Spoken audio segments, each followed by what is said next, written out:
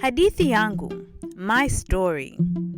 I tell it the way I lived it, the way I understand it, and the way it made me feel. It's my truth, my experience, my life. What's your story? Because we want to hear it. Welcome to Hadithi Yangu podcast, and my name is Cecilia Mlenga, your host and narrator. Hi, Vanessa. Hi, Ceci. How are you? I am fantastic, and welcome to Hadithi Yangu podcast. Whoop, whoop, whoop, whoop. Thank you so much for having me. Thank you so much for having me. It's such a pleasure, and it's even, I would love to thank you for being so courageous and accepting to come onto the podcast. Think, being able to share your story or just being able to speak and the whole world to hear you is quite different from just us having a conversation between ourselves. So this is such a privilege. Hadithi Yangu is just a platform that allows people to share whatever they feel, other people be able to connect to, but to also share stories. And it's part of entertainment, but I feel that everyone can learn a thing or two from whoever is on the podcast. So just to get started, how would you describe yourself? Well, I'm Vanessa. I think just like common stuff. I'm Vanessa, 21. I turned 22 in a few days. Kind of scary. I think I'm a very ambitious, hardworking young woman. I think I'm very curious and outgoing. I don't know. Whenever someone asks this, it's hard to not feel like you're tooting your own horn, But yes, people would say, it's both to our. Yeah. yeah. I think I'm very kind and considerate, and just overall, just a chill girl. Yeah. Girl, if you don't campaign for yourself, you have to wait for the whole world to do it for you. Okay. And honestly, I'm not for that. So, girl, say what you need to say. Okay. Put yourself out there because, there are people who probably have never seen those things in you. And then they're like, oh, kumbe yuko hivi. Then maybe I could try. Kumbe she's outgoing. Maybe I can ask her. We go together, see you happy now happy.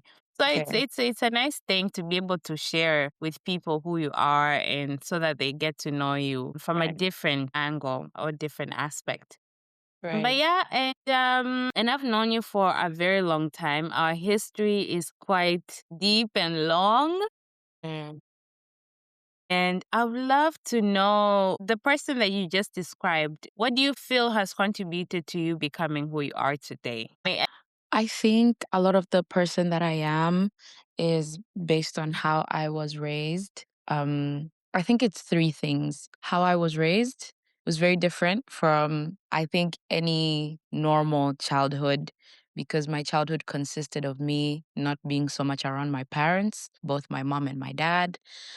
In teens takes, I think, maybe 60% of the way I am, of who raised me and why Vanessa is Vanessa today. And I also think just like the sports I played, like swimming, basketball, netball, I think those are the three main, I would say three main things that have made Vanessa who she is today. Yeah. Okay. And I resonate with that a lot.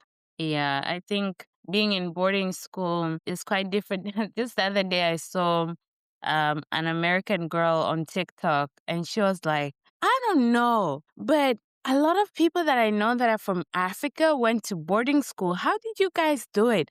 Because I could never, think and even fathom how my 13-year-old self being away from my parents, I don't think I would survive. And apparently that's something that people a lot in Western countries, I would say, don't go to boarding school, because obviously public school is publicly sponsored, so they can just go to school, a day school, and then private schools are usually the ones that are boarding schools, and I think that's just for a different group of people. And I think it's more of like an English thing more than it is an American thing. So, yeah, I think kids like ourselves that have been to boarding school have a very different upbringing compared to kids that spend a lot of time with their parents. Which takes me to the next question. What are your earliest childhood memories? Even though you spent majority of your time in boarding school, do you remember any of those early childhood memories? Yeah, so I remember being in Upare a lot. Like my mom named Pare. My mom is from Pare, which is like Mm, an area in the Kilimanjaro region. And I remember spending a lot of time with her mom and my mm, cousins. So I think if you had asked me at that age, like I'm an only child. So if you had asked me at that age, are you an only child? I would say no, because I was always with mm, my cousins. Like it was either I'm in school, I'm in boarding, or I'm in Upare. Like even being in Dar or Arusha during holidays was so foreign to me because I know I'm mm, going to my grandma's house. So I remember that a lot. And funny enough, like my birthday is coming up, and every birthday, I think since I was born up until I think maybe I was 9 years old, was spent in Upar. Every birthday. And like mom would make it an absolute big deal, would have a really big party, and there would be a photographer, and all my grandma's mm. friends would be invited, and they're like, what, you cool? And it was so great. I was actually going through pictures with a friend of mine, showing them like, look at me, that was my ninth birthday. So Mm, that, and of course, like school mm. matrons, yeah, yeah. Those are like, Wow. yeah, Okay. my childhood memories. Okay. And then how was it for you spending a lot of time in Opare? Did you enjoy it? I think for me growing up, I also spent a lot of time with my grandma. Mm. And when I was younger, I loved it so much. And then when I was a teenager, not so much. And then when I got older, I loved it again. So Mm. I think I've experienced like three different phases of my love and my not hate, but like I don't like it so much. I would rather be out with my friends. And then now that I'm older, I would love to just spend as much time as possible back home. How was it like for you though? So me and you went to the same boarding school. So you know how it was kind of hard growing up with like people who aren't your parents. And I Mm, wouldn't say like it was like mistreatment or ill treatment. Now that I look back at it, I think the people who took care of us were just doing the best they could with what they had and what they knew, because they had to kind of spread love across like what 100 plus borders. So yeah. it felt very loveless, like from the caretakers. So I felt very loved when I was at my grandma's house. I felt considered, I felt seen. Not that I didn't feel that in St. Cons, but from an adult, I didn't feel very loved Mm. by adult. I felt loved by kids, I felt loved by my friends, but I didn't feel very loved by like our main caretaker. I don't need to mention names. Yeah, yeah. Yeah, and I think I was expecting a lot because I think I was one of the youngest there. At one point I had to even Yeah. like sleep with her, but even then Mm. it was so cold between the relationship we had. So like being at my grandma's, it felt a lot like warmer and like just nicer. And even when it was time to leave, I know I cried. I'd cry all the time, knowing I had to come back to Yeah. school like I wanted to, but it was just so painful at the same time. Yeah. Yeah. Yeah. Understandably, especially as a child, I think something that I'm learning now as a mother is the fact that a child is so vulnerable Mm. and you basically have to spend so much time loving them, reassuring them. And I think children want to be reassured that you're loved, you're seen, you're heard. As much as adults feel like, "Oh, ni mtoto tu atakuwa tu fine," but I think children process so much. They have so much emotion within them, and if we don't understand them, it's easy to just ignore them. So yeah, I completely hear you and understand you. And maybe. No, I wanted to continue, like, further my answer. Like, I think I also went through a Mhm, phase of like, I want to be at my grandma's house, but I also want to be in the city. mm, Right? Like, I don't hate it. I love being there. The vibes are the same. Of course, apart from like my grandma not being there with us anymore, but still that love and warmth that I get with my cousins and my aunts and uncles. So I don't think I'll ever hate it, but there are times it's not the place I want to go to. But now that I'm mm, growing up, I understand why people move to villages and want to, retreat. And I know one day that's going to be me. I'm just gonna be like, bye mm, guys. I'm going to the yeah. mountains. Yeah. And at what point did you not like it so much? Or Never. what I've, age? I've never not liked it. I just like as you said, like I just prefer. So it's like a family tradition. We always go to Paris for Christmas and New Year's. And then I think like after I graduated when I was 18, I was just like, Mom, I don't want to celebrate New Year's here anymore. Like I see my friends, they're going out, they're going this, you fireworks and you up, you down. I'm like, I want to be in that, girl. I'm sorry. I can give you Christmas, but New Year's, I'm trying to be outside with my homies. Yeah. I'm so sorry. And Yeah. yeah, and I'll be like, after New Year's, I can even come back, but I'm just not spending New Year's there. And she's like, okay, I mean, like, so what can she do? Yeah. Right. Okay. I see. Yeah, I completely hear you. I was the same. Mm. I was the same at some point, and then now that I'm older, I'm just like, I don't think I can stay awake up until midnight. So you guys just wake me up when it's like New Year's. Yeah. Yeah. I get that. Yeah, man, I get you.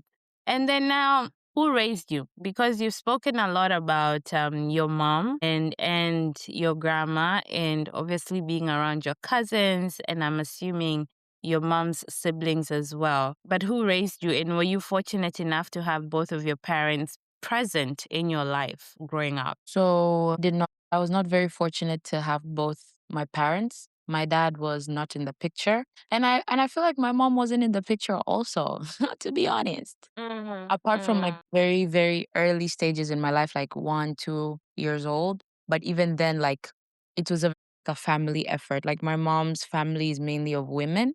So I would say like all her sisters, her mom, herself, they all, you know, I see that they all took care of me. I wouldn't say it was just solely my mom because all her sisters and even her brother, like they all played a part in raising me. But the person who truly raised me was, of course, our caretakers in St. Cons. And I would say Mm. you and one of your other friends and her older sister, if you remember who I'm talking about. Oh my goodness, I'm trying to remember. I'm just gonna say Miss Tanzania at one point. Okay.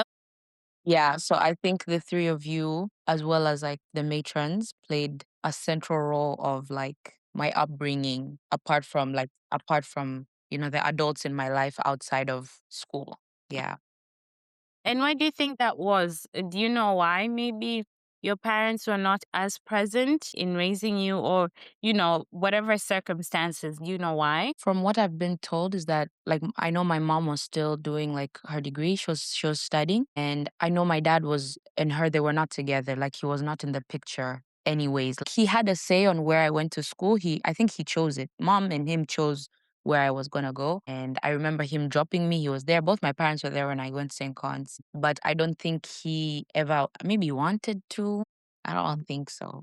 I don't know either. I don't know what was going on in his life, but I know mom was studying and it was not an easy choice for her to have to let me go at such a young age so she could study Mm. and I could also study. But from my dad's POV, I'm not really sure, to be honest. Yeah. Okay.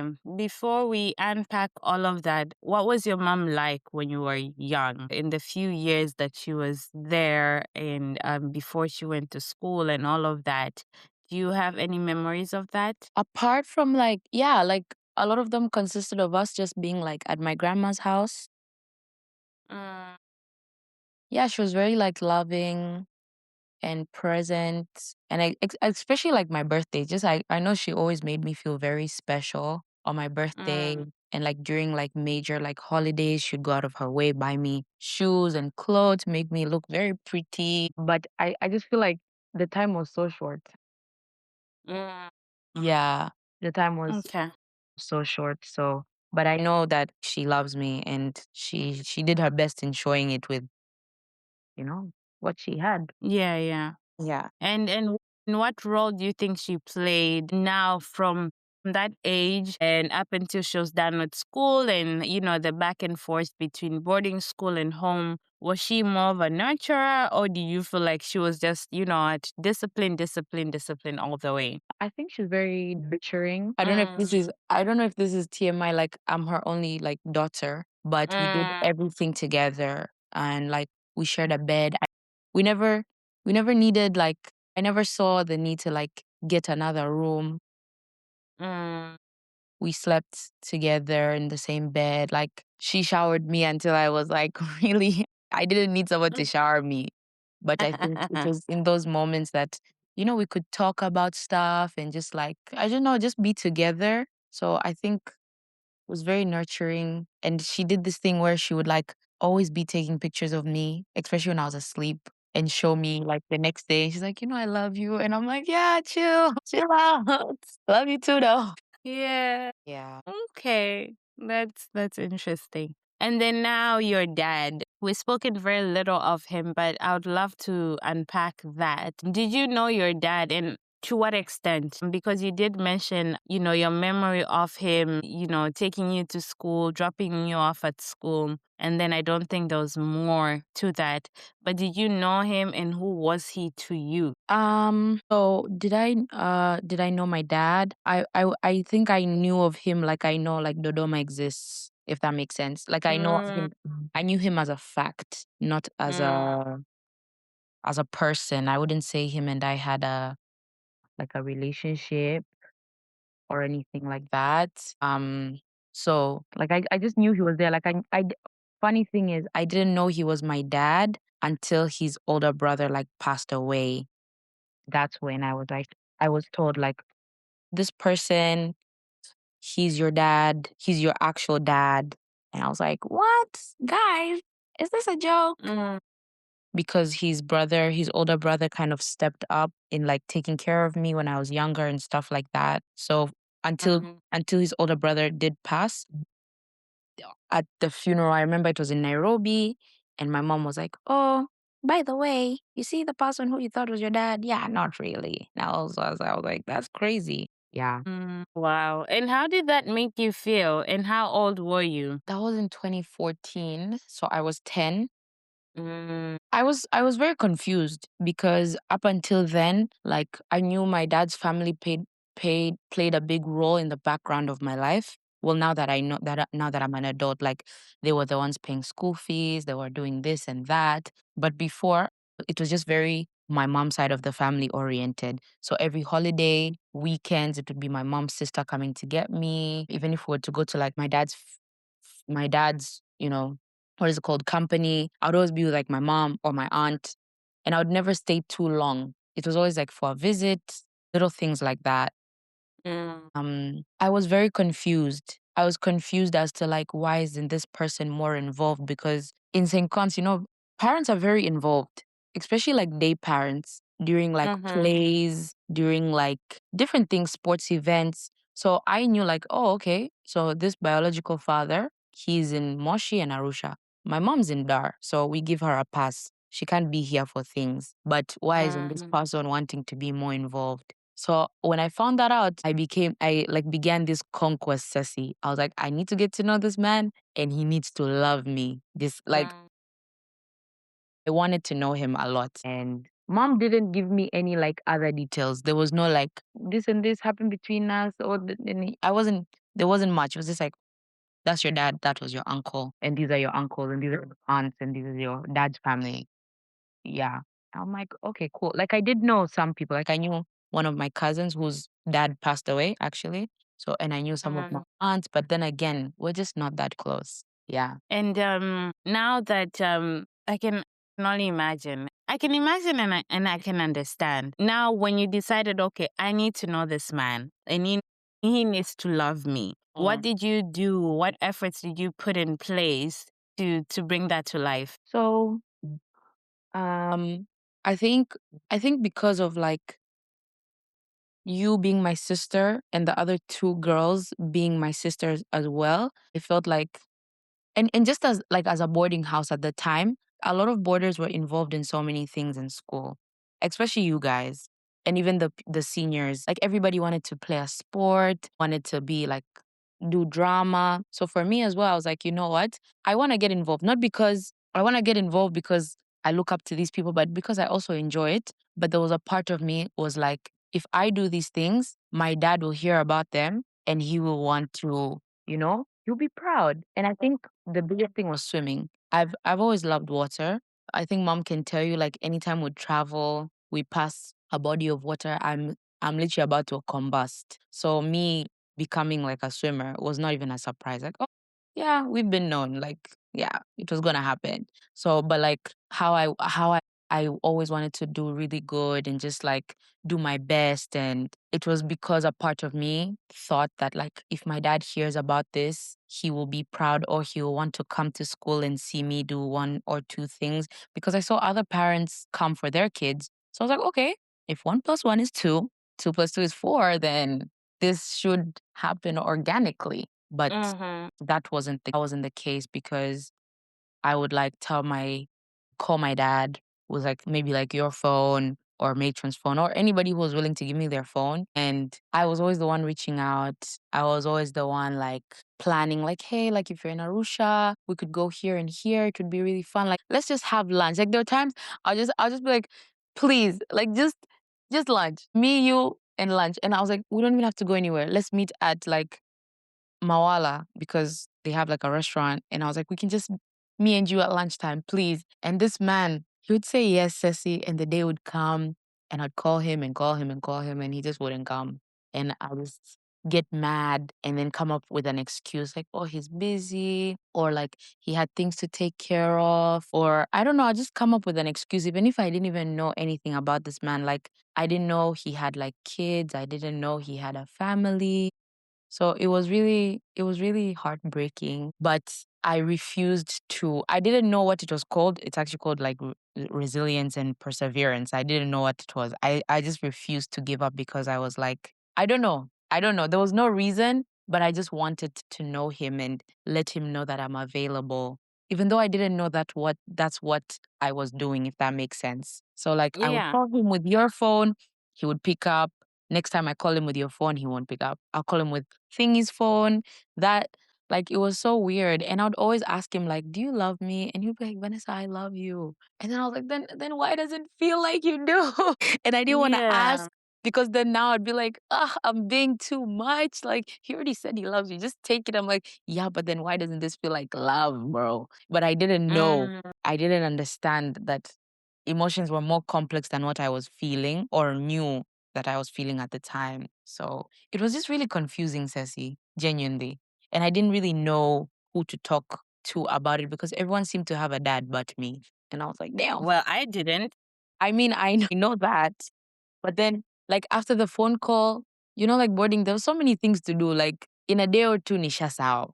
I think maybe that's Yeah. why I kept going back because there was just the swimming, trips, this, and that. When I remember him, I'll call him, it'll hurt. I'll get back on it, evil. Like, there was a lot of things to distract me and not keep me focused on, oh, my dad doesn't love me the way he says he does or want to be in Mm. my life the way I want him to be. So it was rather confusing, but it was nice that I had friends and I had people like you and even our caretaker who were there. And I think I just wanted him to be there. I didn't even want much. Yeah.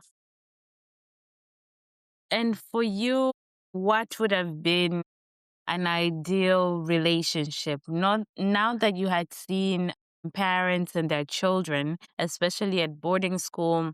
Like I remember so many times when we would have parents teacher conference and parents would come see their kids and they'll see the teachers.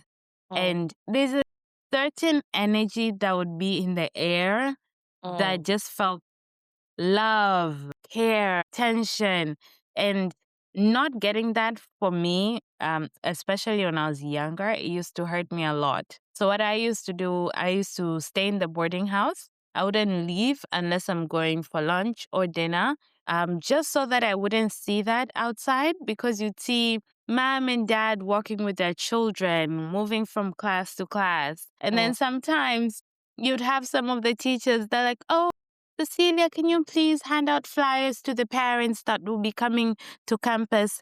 And you're mm, like, I don't know if you understand how this makes me feel. Just mm. because I don't have anyone that's coming to see me doesn't mean I'm available to hand out flyers, you know? Yeah. But obviously they wouldn't think of it like that. But I remember it used to hurt a lot. It hurt a lot. So I'm just trying to understand your emotions, especially now that you had seen how other parents treat their children. But for you, what would have been the ideal relationship? You'll be like, you know what, guys, Mimi, I am happy.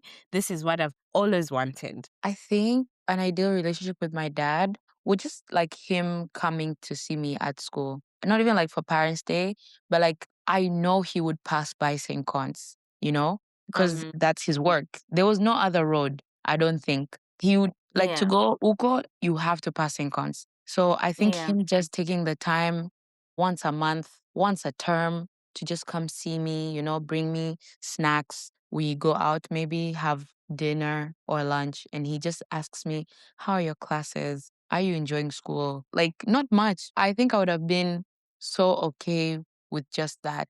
And Mm, I think the thing that hurts the most is like I know like mom was studying at that time and she didn't have much finances, and of course like my dad's side was like financing most, if not everything. With mom, sometimes I would be like, it's okay, mom, like mama na, like mom doesn't have the money right now. She will come or mm, I will go see her during the holidays. But knowing that the person has the means, yeah. but still, actively choosing not to, because him stopping at St. Cons for 10, 20 minutes, love that. Like it wouldn't have taken anything out of his Mm, day or his life at all. Right. So I think for Parents' Day, um, I don't know. I don't I think mom tried her best to come to as many as she could, but there were other mm, people like whose parents didn't come. So I would just be yeah. with them and hang out. Like, they would have the TV place in the library, just chill there, go for lunch, go swim. So it didn't really bother me a lot because mom really did try whenever she could. And when she couldn't, I was like, it's fine. She'll come next time.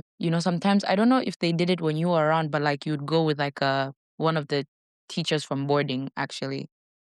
They started doing that. So I didn't mind that because I think for me it was just like I just wanted presence to know I'm being considered. Yeah, I think it got to that. Like I was like, okay, it might not be from him, but at least there are people here who see me Mm, and care enough about me, even though I'm not their kid. Yeah. mm-hmm, mm-hmm. Yeah. Yeah, yeah. And have you ever, asked in terms of your mom's relationship and your dad, what caused them not to be together? And maybe it also then affected the relationship that you had with them as well. You being close to your mom, you being with your mom and not your dad. At what point they were no longer together? Have you ever asked what happened? Yeah, I think my mom's a great person. Like, she never wanted to villainize my dad at any point. Mm, I forgive my dad. I love him. But like mom had never spoken ill of him. She would speak ill of like the family as a whole. It's just like, they're so this, they're so that. But like I think it's just out of just like irritation or just like something would happen and she would like explode because these people have the means and they're just holding back. They're just being silly. But she never ever said to me like, oh, like your dad was a horrible person. I hate him. And up until my dad passed away, my mom spoke to my dad with about my dad with so much love, and she continues to till this day. My mom would share a bit of their story because I guess I was young and I didn't understand that like relationships could take so many different dynamics. I think as a kid, mm, you just know monogamy and that's it. So mm. when other schemes of love or like relationships come into play, it's a bit confusing. So my mom didn't really disclose a lot. And I think that led me to kind of resent my mom because I now thought she was what hindered my relationship with my dad because they were friends. I have a theory that my dad was actually very much in love with my mom, but again, circumstances, because they would meet. Like when my mom goes to Moshi, they would see each other. If my dad went to Dar, mom, I'm sorry if I'm exposing things I'm not supposed to. They would see each other, So like she would be like, your dad says hi, I was with him, or oh, your dad says hi, I was on the phone with him, oh, we went out to lunch, we did this. And I was just like, so this man can go out with you for lunch, but Mm, you can't come see me. And I don't think I'll ever understand why the choices he made, like why he did that. But it made me hate my mom for a really long time. And made me believe that she was the like I would be like, why would you even like someone like that who doesn't even care about your kid? Why would you even da, da, da, da?" But all I know is that my mom wanted like something very exclusive, and I know like my Mm, dad didn't. And I know that my dad's family, like, exclusivity is not a big thing. I think it's very like I think it's a tribal thing rather than a we come from chiefs apparently, and chiefs wanna mm, so I think that pattern has kind of stuck in a way. And my mom didn't want that, and I think that's why they were not together. I think that's why they're not mm. together. Yeah. So yeah. Okay. And then did you ever get the chance to ask your dad? No, because every chance I got to see my dad, I just saw him in so much light and glory. Like, Ceci, I'd see my dad and he would look like an angel beaming. Mm, And I'll mm. just be so scared, like I'm so honored to be in your presence that I cannot speak. Oh. I cannot speak like even if I ask all the questions, they will not be enough because I know this time is so limited until I see you next time. I'd rather just stare Mm, at you and yeah, like I'll just be like, "Oh, shikama baba," and she'll be like, "Maraba, Vanessa, how are you?" I'm good, and then I'll just make myself scarce, but just mm, stare at him from a distance and like even when we would hug, I'll try to make it so quick because I'm just like I love this person and I want him so much, but at the same time I'm around them and I'm just like I can't. It's too much. mm, I'm freaking out. I felt like, and I always tell my friends this, like whenever they ask me about like my dad passing away, and I'm always like, I thought my dad was like Thor. Like I never thought my dad would die. First of all, my dad was like mm, six. My dad was 6'3". He had like a very mm, big build. He looked so strong and sturdy. He looked like he could carry a house. He looked like Mr. mm, Incredible. So in my mind, death and my dad in one sentence was never a thing. So I was like, mm, I might not have this man now, but I was plotting. I was like, when I grow up, I'm just gonna drive to his house. What is he gonna do? Beat me? No. I was just like, it didn't happen then, but it'll happen one day. Yeah. The plot twist was a surprise. Wow. Yeah. Just hearing you speak of him in that way, I can tell how much you really longed for his love and you admired him.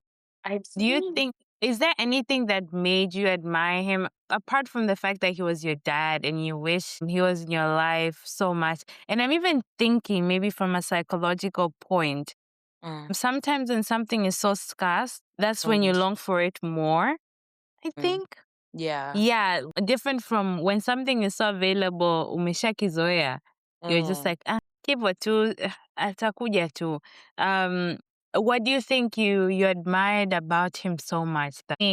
Was it his looks? Was it his place in society? Did he have any impact? What are those things that you feel like you just admired this man? I think now, because I've asked so many questions about him, at the Mm, time, I think I just admired because I wanted something I couldn't have. But the more I mm, ask about him from like different people who were very like really knew him, like his brothers, some of my siblings. Apparently, like he was very funny and he was just very like I'll just do whatever I want. And I found out like my dad was dyslexic. And so like mm, most of my dad's side of the family, we have a law firm and a lot mm, of them I was used like to them being in suits. Even the one like my uncle who passed away, every time I'd see him very serious in a suit. Even like my uncle who's like my dad now, he's always in a suit, he's always in the office.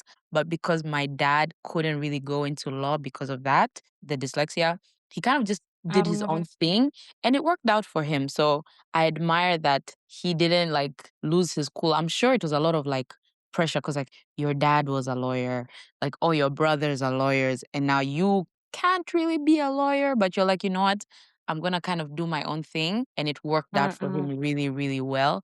And I'm sure it wasn't easy because the law firm that like Mawala is today is super like big and it's successful. So I think he felt the pressure maybe from his dad, from his older brothers, not only his older brothers, but also his younger ones, kind of all going mm, down the same road. And he's kind of like the black sheep doing his own thing. mm, So I think mm. it makes me proud of him. That's really cool. Like you accepted who you were and you kind of was like, I'm going to do what fits for me. Like I'm sure he wanted to be Mhm. like them, but he was like, nah. So he's apparently he was also very like reserved, but also like life of the party at the same time. So I'm like, Mm-mm. oh, that's cool. That's really cool. Yeah. So Yeah. yeah. Okay. And what did he do for work? And did you get to see him in his element even for a bit, just to get an understanding of what that was like? I know he had like a couple of businesses, but his main one, I know he owned like a tour guide safari Mm, thing. And I mm, don't know if he was a tour guide himself. I know when he did meet mom, he was. But by the mhm. time like I was born, I'm like 10, 12, finding out he was my dad. I don't think he was doing that. I think he was just running it and other people were like tour guides going on safaris and stuff. So Mm, yeah, but I know that was like his biggest business and it's still ongoing, Pakaleo.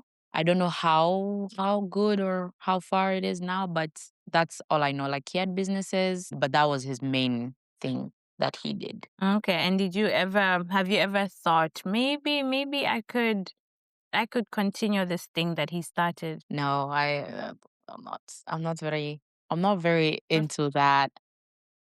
Maybe be a lawyer.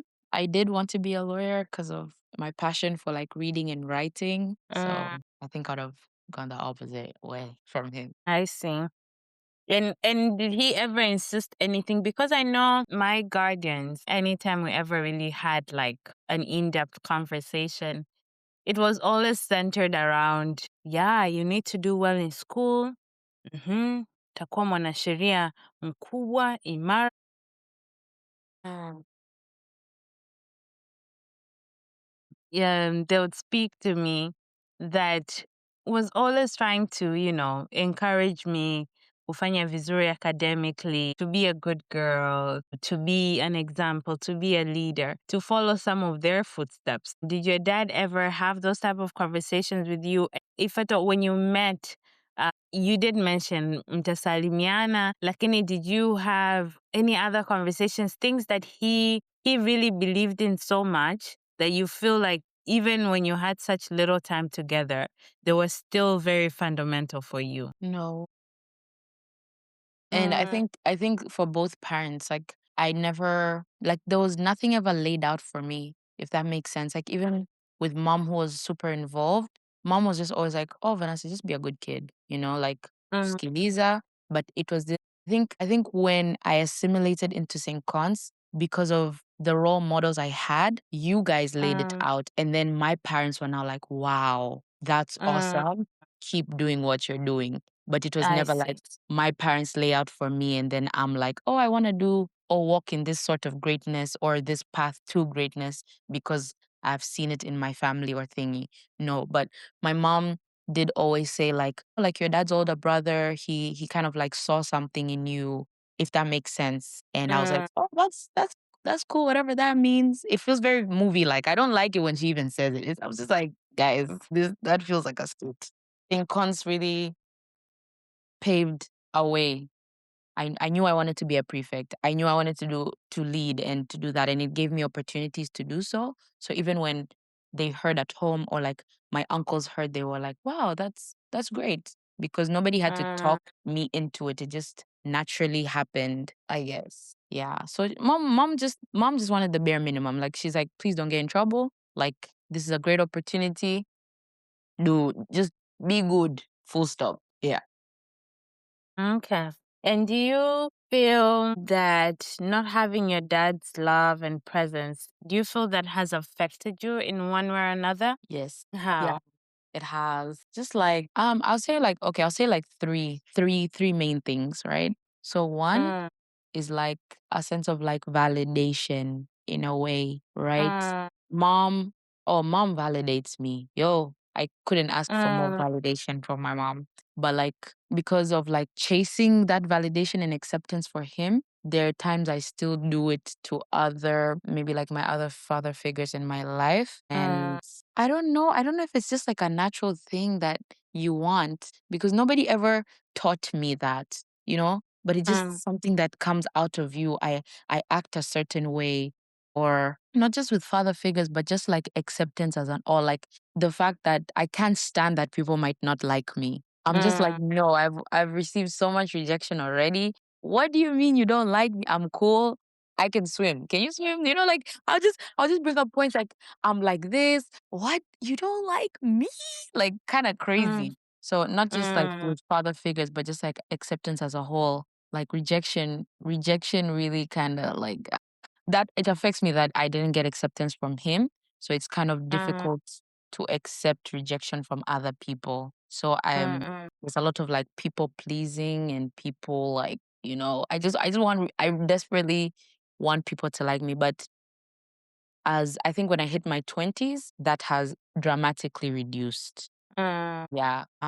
I think another thing is a lot of like low self-esteem. I just never mm, understood why. And it kills me sometimes. It's just like I didn't do anything. Like I'm a really great kid. Like I know that you know I'm a great kid because I know people talked about me to you. I know mom talked mm, about me to you and you knew everything I was doing in school. You knew that I was a great student and I was involved in things. And any parent, like so many parents who were not my parent, were so proud of me. So I was like, I can only mm. imagine what it would feel like. Like, I don't know. My mom felt awesome, I'm sure. I don't know. Like, just low self esteem. Like, I'm always just not anymore, not so much anymore, but like just wondering, like, why? Why wouldn't you want to be in my life? Especially Yeah, like I'm so available because I know there are other kids who don't. They don't want their parents because, they've already been rejected. They're like, I don't care. But for me, I really wanted to, and I was willing to put everything behind us and forget and forgive. And I yeah. think lastly is just like like victimizing myself. Mm, Victim mindset. I think I had that for a really long time. So every time things went wrong in my life, I'll just pull out the victim card. Yeah. Yeah, I just felt like everything I kind of tried to tie down everything to back to him in a way. So every bad thing that would happen I was like, yeah, it's because I don't have a dad. Or like, yeah, because my dad didn't like me or want me. So yeah, I think those are the ways I've seen, but also like my relationship with males, like men in my life, has just mm, been not a very top tier experience because of that. Just that constant I'm just never sure. I'm just like, are you sure? Needing that constant reassurance, mm, needing somebody needing to prove that they love me because I never got that from a male mm, person in my life. So I think those are the 4 ways my father's absence mm, has really affected me. Yeah. mm. 'Cause now I'm just thinking of a time in my life where I'd find myself looking for people that were not available just to prove that I could make them available. Mm, You hear me? I do hear you. Or like loving difficult people to prove Yes. to yourself that if this difficult person loves me, then I'm like worth loving. Yeah. Yeah. Yeah. Yeah. It's the worst. It's the worst thing you could ever do to yourself because yeah, it's just the worst. I can't even explain it. I can explain it, but I don't think it's worth explaining, but it's one of those things that I've felt I've experienced as well in the past. Mm, And it's a psychological thing. But now I'm trying to play back to things that you've shared and yeah, I would also have a hard time. I would also have a hard time because those three things that you've mentioned, I feel like I've walked in similar shoes before. And it takes a lot of unlearning to be able to get out of that out of rhythm because it's some sort of rhythm that you develop, especially if you've had those challenges from like childhood. So you take it with you as you're growing up. It becomes the way of life until you realize, okay, this is no longer working. And then you have to unlearn it. And that takes a lot of energy and effort in order to break patterns. Now, the, because dad being like this and mom being like that, mom being available, but mom also going to school, mom being able to take care of some things and mom not being able to take care of some other things. Did that dynamic in your upbringing affect you in one way or another, in any Oh, way at all? Because I know it affected you from it affected you from dad not being able to do XYZ and mom being able to do this and that. But then now, when you bring the two together, what impact do you think it had on you overall? I'm not sure. I think like I think this is where a very difficult thing in my life that I'm still kind of not sure where I stand on. Like that gave access to new people into my life that I don't feel like, not that I don't feel like I need, but I just, if I had a proper father mother dynamic, it wouldn't be that way. I don't know kama unanielewa. Like I got friends and like friends' parents would fill the holes in where maybe my mom couldn't or my dad could not, if that makes sense. So it felt weird at times, but I would accept it because I was like, Sasa, how else am I gonna go about it? I don't know if I'm making sense. Am I making sense? Like, Yeah, yeah, yeah. yeah, like it affected me in the sense where I was I was easily accessible to other people. Mm, I don't know if that makes sense because I I hear didn't you. feel like I didn't feel like I was getting enough. So I wouldn't say I was looking for to get that enough, but when the opportunity availed itself where maybe one of my friends' parents offered something that I did need, or if it got so Hello, hello, hello. I don't know if I'm answering the question correctly, but Yeah, yeah, yeah, you are. it just kind of, yeah, just opened this accessibility to now other people who I guess could Mm, give me, even though it wasn't their place and it wasn't like I was looking, but it just always seemed that there were other people, like especially my friends. Like I think I've had really great friends with parents who were open to have another daughter, and mm. they really just opened their arms and their hearts to me, and they just poured into me, and yeah, and I Okay, and guess now with that, was it mostly the male parents that you felt like you needed, or they're the ones that availed themselves to you? Or was it both, or was it the female ones? Because I feel like with you, maybe the challenge fell more on your dad, him oh not being so present. And your mom did a good job at, trying her best to show up and to be there and yeah. to guide you and all those little things. So did you feel like you wanted the dynamic of both parents and you kind of got that from your friend's parents? Or was it that from your friend's parents you kind of wanted that male figure more and you got that? I think from like so I wanted that dynamic of both parents, but also now Mm, with like a dose of like a male parent being there. mm, mm, Yeah. So I'd always dreamed, or like I'd always hear my friends talking about, yeah, my mom and dad and I. So I was like, oh, that's cool. And when I got to experience it, it was so mm, nice. It felt so nice that I never wanted to not have it. So anytime like my friends mm, would be open to invite me for stuff, sleepovers, vacations, you name it, like I would want to be there because they would call me their daughter. They would introduce me to people as their daughter, and I'm like, what, guys? This is great. This is really great. yeah. But because of that, I think I ended up hurting my mom a lot because she was trying to play the role of both, but it just never felt Mm, enough. It never felt enough. mm, And I know I hurt her because I took a lot of time from our time to spend it with other people. That kind of made me yeah. feel better. Not that I didn't love her, but as you said, like when something is so common, you're just like, it will be there. Where I left it, I will find it there. So Mm. I think that's what I kind of did a lot. So yeah. And at what point did you really understand that, okay, my mom is a single mom?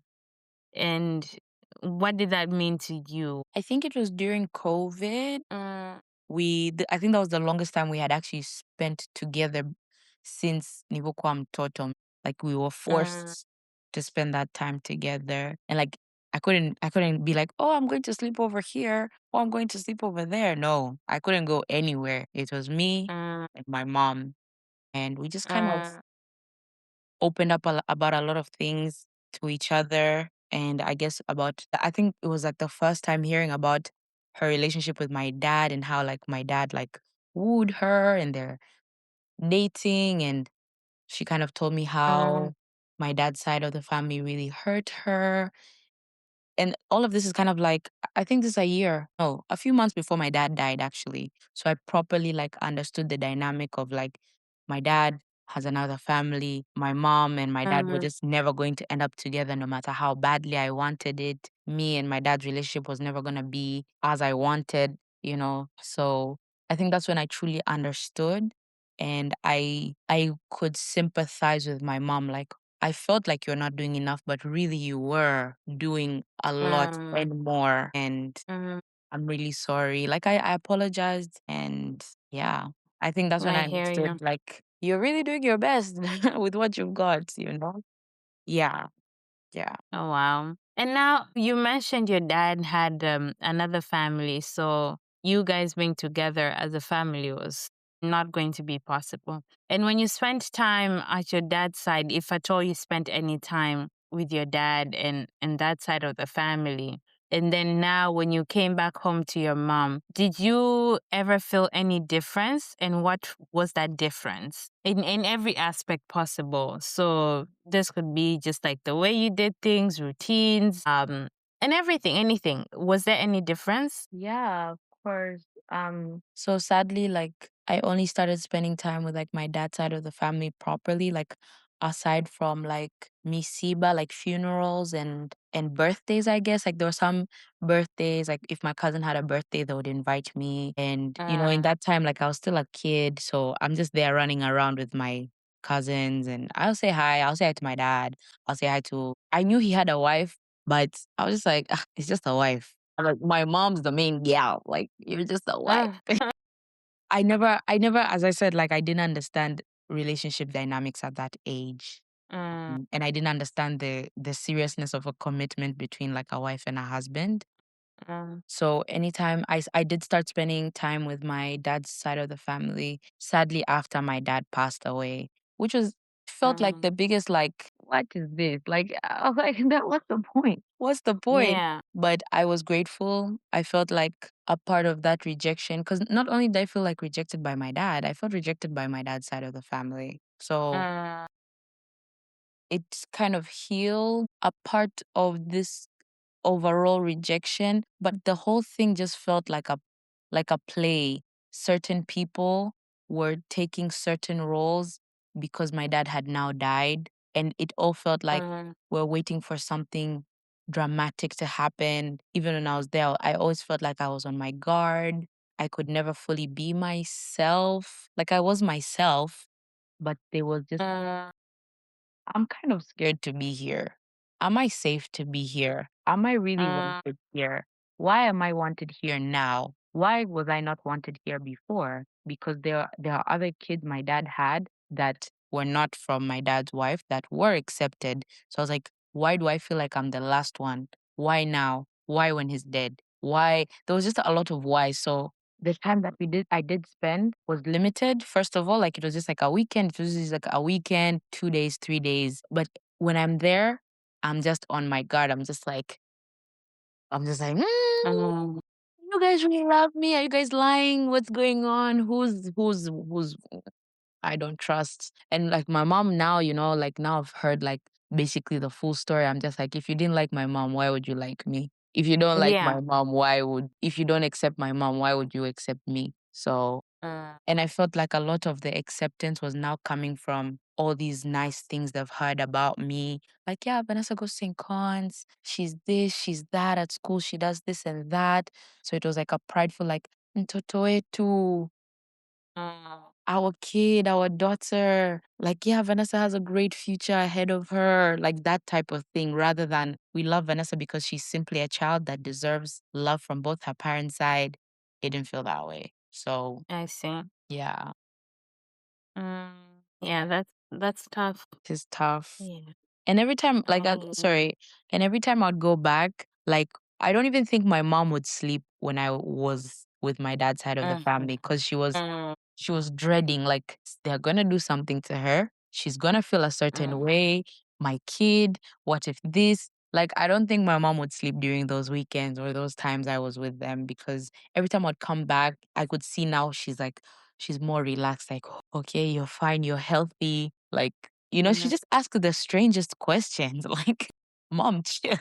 And I would Yeah. understand why, but I can never compare how I felt with like my siblings with my dad's side, like being with my mom, my dad's mom, and being with my mom's mom. Mm, They cannot begin to compete because they cannot begin to compare. yeah. Yeah. So yeah. Okay. I I completely get that. Yeah. Just hearing Um, yeah, I understand. I understand you, and it bothers me because it's something that is also very common. But knowing you, you're smart, you're sharp, you're independent. You're someone that a mother, a grandmother, a father would be very proud to have and not that parents should not be proud of their kids, but obviously there are certain things that influence parents to want to do more and to have a sense of pride in their children. But did you ever experience or do you ever experience pressure or even now from home that you have to pave this way of this joyous story for your family, especially because of your family dynamics. Your father's side has been ahead of the game, a law firm, very successful. And then your mom's side, they've been doing their best in what they have and what they can do for you. So, have you ever felt that pressure to be this thing or to be this person? I think I have this confidence that like me being like a great person is a given. I don't know if that's very Mm. cocky of me, but I do feel pressure for my downfall from both my Mm, parents' side. I feel like everyone is watching me, not because of these amazing things that I get to do or get to be, but they're waiting for me to fall. And that's I think I don't know if that makes the pressure more, but I can feel it. It's always and it's never to me. It's things like my mom or like somebody else will say to like maybe my uncle. And when you read in between the lines, you just know like, these people, I don't think they wish the best for me, mm, because I think the track record has proven that Vanessa is resilient, Vanessa is smart, Vanessa is a good kid, Vanessa is just, an amazing individual. But mm, I have sidetracked, yes, but it has never been so big to cause like irreversible consequences in my life, if that makes sense. mm, mm, But mm, I think everybody is kind of waiting on that because there are certain patterns in both my family's side that I think God have not caught up to me, and I pray they don't. But there are even times I get into my head so much that I scare myself to death that, oh my God, what if this happens? What if this happens? What if I end up like this because of this and this? So the pressure, I think I put more pressure on myself. Like, Vanessa, you need to be amazing. You need to do this and this. And it's my mom always telling me, like, just chill out. So the pressure mm. is more like, if I slip, if I fall, if I this, if I that, everyone's watching me, everyone's waiting, everyone's looking, everyone's dissecting and nitpicking. So, yeah. And how does that make you feel? I think if you asked me at the beginning, like my first year of uni, I would have been like, oh, it's the worst. I just pray I don't fall. I pray I don't this and that. But now I could really care less. I don't care. And why is that? I think it's because I know that the questions between you and me is in Akudia, but I think you've played a big role in just always reminding me like, hey, you're still young. Just chill, breathe, do you, have fun. And I think I'm really trying to embody that. Like, I'm still Mm, young. It's okay to make mistakes right now. Not that you are out there seeking to make mistakes, but even if you do, there are people who can help you. There are ways, there's like damage control. But that doesn't mean I just sit in my room the whole time just because I'm scared if I go outside, things are gonna go left or south. So yeah. I try to care less because everybody, like even mom, she's getting a bit more chill because there are also times she puts a lot of pressure on me. So now I'm scared. Like I don't wanna let mom down. I don't wanna let myself down. But she's I guess she's getting more liberal in a way. So she's just like, have fun, enjoy Mm, yourself. So I'm like, okay, I should actually do that because I'm okay as long as I'm doing well in uni, as long as my priorities are in check, I'm allowed to. I should be having fun. I should be doing what I want to do, but just very smart. I don't do everything because not everything is beneficial, but I do what I yeah, want. Yeah. yeah, yeah. I get that. Yeah. And then if you could go back in time with all that you know and understand, what do you think what would you do differently, especially with your upbringing? Because sometimes I try to paint a picture of what my ideal life would have been. Would you change anything? I was practicing like for this podcast like 2 days ago with a friend, and I was telling them like if I changed something, I wouldn't be me. And another Mm, conversation I always have with mom, like when I was younger, was like, mom, I wish dad was around, or like, mom, like I wish I had a dad. And my mom was always like, Vanessa, you might have turned out really differently. Like you're a really great person. And that's mm, is a result of everything that has happened to you. I don't, apart from like not having a dad and how it's affected me, I think like just being a kind and considerate person, I don't think I might have been that way. And it's so funny, Ceci, because when I tell people, like, I don't tell people I'm an only child anymore because I'm not. But when I mhm, do tell people I'm an only child, they're just like, what? You're so nice. I'm like, aren't only mm, children, or like, you're so considerate, you're so selfless. And I'm just like, wait, like only children are not? Like, no, they're very mean and they're very self-centered. And I can't picture myself like that. So if yeah, things were to change, then I would change. And as much as some things suck, they're much greater things than those that suck, if that makes sense. yeah. Yeah. So you're happy with who you are. Are you happy with who you are? Yes. And when you look at yourself in the mirror, you're like, you know what? I'm badass in Yes. I'm like, spite of everything that has happened. yeah, I am. People like my friend, my friends always say this comment, and I don't know if it's a bad one or good one. I just kind of laugh at it, but they're always like, Vanessa, with like your family history and everything you've gone through, like if I was you, I would be such a bad person. And I'm like, Mm, or I would be such a different person. Like you've handled all this with so much grace. And I'm like, guys, I didn't know what I was doing. I was literally just going with the flow. And it's like, yeah, like there are other people who have similar story like yours, but they're so horrible or they've ended up in such horrible places, but you've kind of done this with so mm, much. mm. And I'm just like, Yeah, with some grace. I'm just Yeah. like, you guys think that I was going crazy. Yeah. So it's nice to hear when they do say that. And yeah, I Mm. guess I didn't turn out too bad or bad at all. Yeah, and even if you did, I feel like the world does sometimes, and this is not to justify that bad people are good, but I think that's what sets one apart from someone that is not, and from things that are not good. Like you really get something to compare it with.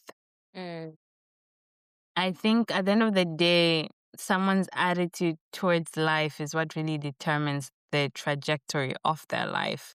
mm, In spite of everything that has happened to you, but it's basically things that have happened for you, because they've happened for you so that you can become who you are today. But apart from that, it's also because of your attitude towards life, because I know a lot of people that have just chosen, I'm just going to be bitter, I'm just going to be mean.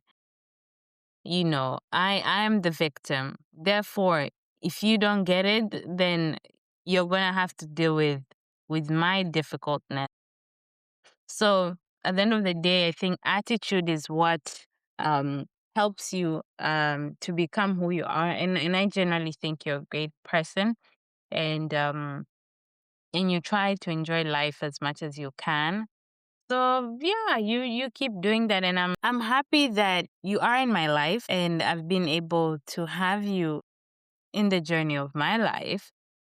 with the Mm. version that you are, because you could also have been in my life but just meaner and evil and bitter and all those things. But I'm glad you're in my corner as a positive person. So Yeah. it's nice to have Vanessa in this version. Yeah, I Thank like you. it. I like it Yeah. too. And so I'll touch a bit on sisterhood because we have to go. My baby is up. But I would love to think I've played a role in supporting and maybe nurturing and maybe a bit of guidance when we're in school. Do you think being part of your journey has been of any impact? Positive, negative, yeah. Yeah. As I said, like, I think I'm very grateful to have come to St. Cons at the time that I have because I just had so many great role models, and the three of you guys really played a central part of it. And I know, like, the two of them left, and it was you and your bestie, right? Mm, You guys kind of stayed for a bit longer after that, but there was yeah. always there was always so much positivity. Like even when I started doing A levels or got into secondary, I was just like, how are these people having so much fun or being able Uh-huh. to balance the both? Because it just felt like a lot for me, but I tried to still, just carry as much light as possible. And I think you did that not just for me, but I think for the boarding house as an all. There was never apart from you fighting people, arguing. There was never ever I'd never seen you sad or like if a opportunity came your way, you were never like, "No, I don't want to do it because I'm too cool." But it was more like, "I'm so cool, I'm going to do it." So, because of that, I've never felt shy or bad for wanting to be the one to take the first step. And I think I am in a lot of Mm. my friendships, like the person who's down to do things. Some things have gotten me into trouble, yes, but it was fun. But just Yeah. that being an initiator, and I think there's a lost art of initiation. But you taught me like Mm. there's nothing wrong with initiating, even though things go bad or you get rejected. But 80% of the times I've initiated something, it has been so amazing. And even the other people who I'm responding to have been like, if you hadn't done that, Sidani, I don't think would have been friends, or I don't think I would Mm. have had such a great time. Or like, I'm glad you posted that because now I'm gonna do it because you did it first. And I'm like, oh Mm. wow. So the little things I've done because I saw you guys do, and you guys are not just initiating fakely, you're initiating with so much intentionality too. Like you're like, I'm gonna do Mm. this. I don't want to do this, but I'm gonna do it regardless. And it's like was the funnest thing ever. And yeah. So Yeah. yeah. I like that. I love Yes. that. And I'm glad you picked on that because whew, I can't remember who taught me all those things, to be honest. But I think when I was in primary school at St. Cons, I did experience some bullying. Mm, There was a girl that was in our room at the time. She was evil. I literally do not like her. Like, I'm even coming on this podcast and I'm literally gonna say it. mm, I've never hated a person in my life, but I hated this person like mm, Kamisa. But I think it built your strength, resilience in me. mm. And then I was like, you know what? This is my story. This is my story, and I'm gonna write it the way I want to write it. Um, but I can't remember if someone helped me build that. But I guess she did from her negativity and just her being evil. Mm. But yeah, it really helped me, built me. But I remember us being in boarding, and I would always tell you, Vanessa, don't do this, Vanessa, do that, and Vanessa, don't do this and do that. And now our relationship, I feel, has changed. I try to tell you less of don't do this and do that, and help you and guide you into making a decision. So I'll give you the pros and cons and then you can decide. But are there things I used to tell you that when you look back now, you're like, okay, that makes sense? Yeah. I think like when you're younger, you really try to rush being like big. And that's one thing you never Mm, wanted me. You tried to like protect my innocence for as long as possible. And mm, for me, I was just like, like Ceci's the coolest, non-coolest sister ever. Like, why doesn't she want me to hang out with these older people? They like me. And matter of fact, they like me because I'm her sister. Like, I felt like I got Mhm. a lot of acceptance from older, both boys and girls at school because they're like, oh, that's Ceci's younger sister. And they just be like, yeah, Mm. okay, come hang out with us. But the content they were like maybe sharing with each other was not for my age. Not because I lacked friends my age. I did. Mhm. But there was that like I'm cooler because Ceci is my sister. Yeah.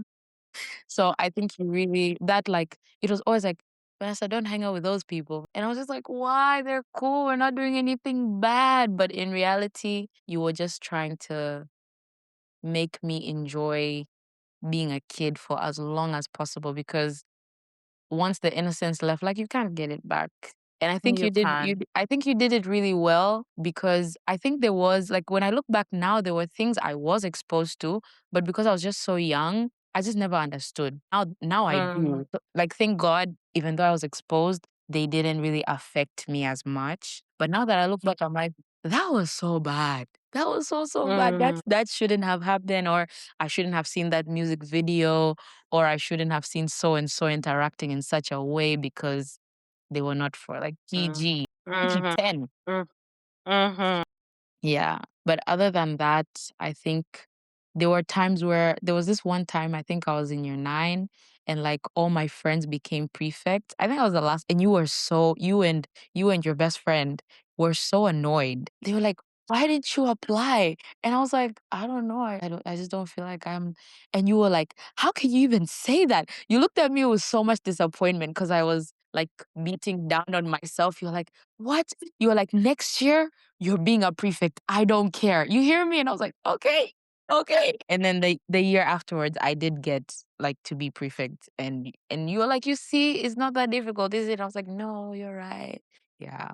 So good times. Good times. Yeah, good times for sure. And maybe just to finish, what's your favorite memory about our relationship? I think it'll always be Bahari Beach. Mm. Always. Always be Bahari Beach. Us going to the beach, us hanging out at your house, Mhm. our grandparents' house, I guess. Mm. Mhm. Mhm. And you just baking and you just made me feel like you really took care of me. Like I felt like I was a kid and you would like sleep together in the same bed and you would bake for me and we just spent the weekend. We weren't really doing much. We just lay around, Yeah. watch a movie, nap, walk and call it a day. Yeah, Yeah. yeah. And sometimes I don't know, would play some games together. Like you never made me feel uncool to be Mm. around you. Like even I remember there was this one time we went to like Braeburn for this like socials thing and you never made me feel like, oh no, go away. But you're like, no, come dance with us. And I felt so Mm. embarrassed, but I was also like, yeah, this is the coolest, funnest day of my life. Yeah, you never pushed me away, even like when I came to sleep with you and I was scared in the night, or I'd wake you up in the night, just be like, "Can I have your phone? I'm scared," and you just give it to me. Like Mm. you never said no when it was anything that made sense. You never limited or like if I could have it, you'd give it to me. And if you saw that Yeah. no, then you'd be like, "I'm sorry, not this time." Yeah. I think but Bahari Beach will always be my favorite memories together. Mm. Yeah. I think my favorite memory with you, we did it so much, but I remember us always dancing together. Right. It was just and obviously I used to love dancing more when I was in school. And Mm, then I always had this vision, kwamba, okay, when I leave St. Cons, Vanessa will take up this thing that I've started mm, yeah. because you also loved dancing. So I guess for me, it was also like, yeah, now that I'm no longer going to be prefect, I'm no longer going to be head girl. Mm, I'm passing the baton to my little sister. She mm, has to take this forward. And I think you did so well at doing that. And I really, really hope that it gave you positive pressure and not, for me now, when I think of it, it feels like a parent that wants mtoto wake follow their footsteps, yeah. and I Yeah, but hope Ceci, you you equally enjoyed also it. you also never took no for an answer. Like anything that was like teamwork thing, performing sijui something at sports weekend, my name would always be down. It wasn't a matter of I don't want to do it. No, I don't want to come to. No, you just be like, what do you have to do? What do you have to do apart from hang out with your friends? And I'm just like, I'd always complain to my friends, but deep down I'll be like, yes, she chose me. I still don't take no for an answer, and I I think know. my daughter will have to experience that. And I hope it happens in a positive way. No, Kwa it was. sababu yeah, kwa Yeah. sababu mwenyewe I don't like being pressured into doing things that I do not want to do. But I think it also depends in the way the person is communicating it. So Mm. I'm always going to try my best to communicate in a positive way, trying to highlight all the benefits and the advantages of doing the thing that I really want you to do. Yeah. So yeah, and up until now, I don't take no for an answer like, yeah, we're going to have to make it work. Whatever Yeah. it is, no matter how hard it is, it's just going to work. Mm. But yeah, I think we've come to the end of this episode. It's been amazing recording with you and just hearing you tell your story. I obviously know your story in different ways, but also in bits and pieces. But sitting with you and getting to hear the full story has really been a privilege. And you are very funny, and I'm so lucky to have you as a sister. You're a ball of joy, and I love that. So yeah, thank you so much for coming on Hadithi Yangu. If you have Thank you any so final remarks, yeah, anything that you love to finish with, please feel free to do so. I guess I just want to, if anybody's listening to this who has like a similar upbringing, like I think a lot of grace. Just have a lot of grace for yourself. And I think like take time to forgive yourself and take time to forgive your parents because this is the first time for them being parents as well. But I really Mm-hmm. do want to give like a really big shout out to everybody who has been so kind to me. Like so many of my friends, I can't mention them all, but everybody who has opened up like their hearts and their homes and their parents to share their parents with me. I think when you hear this, you'll know who you are. But just like things do get better as well as time goes. Like nothing will ever be perfect, and you're feeling up and down about your upbringing. It comes, but Um, life is great, honestly, and yeah. I don't think I would want it any other way. And I think for Ceci, like I just want to say thank you. I talk about you all the all the time. And like with my friend the other day, like we're going through my pictures and says my screenshots are like 80% of everything you post on your status. Like Wow. it's No, crazy. that's obsessed. I No. know. So if you're out there, come on, Najingata, just know I'm talking about you. Like, yeah, my older sister this, my older sister that. And yeah, I love you so much. And I'm so, so grateful for being on the podcast, but also for you and your husband opening up your hearts to me. And yeah, thank you so much for having me. Yeah. Yeah, We love you. I love you I love always, you too. forever. And you always have a piece of my heart. Mm. I got you, girl. I Thank got you. you. For Asante. a lifetime. Me too. I Yeah. love you.